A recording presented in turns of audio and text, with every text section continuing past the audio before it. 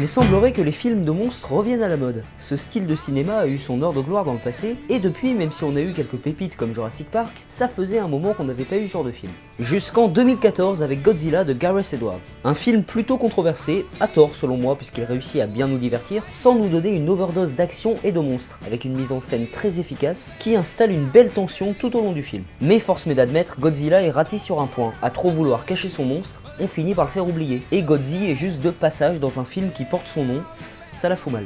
Du coup, changement de cap pour ce Kong Skull Island. Ce deuxième film d'un nouvel univers étendu spécial monstre est un reboot du singe géant. Très géant même puisqu'on assistera prochainement à un crossover Kong vs Godzilla. Il a donc fallu faire un gorille aux dimensions du lézard. Et au final, que dire de ce film? Eh ben, j'ai plutôt apprécié. Le film est beau. Voilà, je peux rien dire de plus, c'est vraiment très beau. Et je ne parle pas que des effets spéciaux magnifiques. Je parle de l'étalonnage et de la mise en scène. Ces couleurs sauvages dans la jungle, ces teintes orangées ou vertes, ces lumières, c'est magnifique.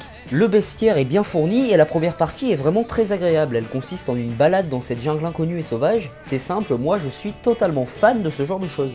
C'est pas pour rien que j'adore Jurassic Park 2. Le casting est franchement très beau, même si c'est dommage d'enfermer ces acteurs dans des rôles si vides d'intérêt. Tom Hiddleston colle bien à son personnage, mais vraiment, il est fade et on s'en fout de lui. La journaliste, je me souviens même plus de son nom, est inutile, et le personnage de Samuel L. Jackson est caricatural au possible. Seul John C. Reilly sauve les meubles avec un personnage plutôt sympa, et au final le seul dont on se soucie vraiment. La réalisation est vraiment spectaculaire, on a une multitude de plans iconiques autour de Kong. A noter aussi la présence de quelques plans subjectifs en mode FPS, et même si c'est rare de voir ça dans un film et qu'on peut souligner l'audace, ça casse un peu l'immersion. Kong est peuplé de références par-ci par-là, alors évidemment impossible de louper celle à Apocalypse Now, mais aussi une petite à Jurassic Park dans cette scène. Et surtout, pendant tout le film, on sent que le Kong vs Godzilla est imminent. Par exemple, au début, on nous montre des images d'archives exactement comme le Godzilla de Gareth Edwards. De même, la société Monarch apparaît dans les deux films.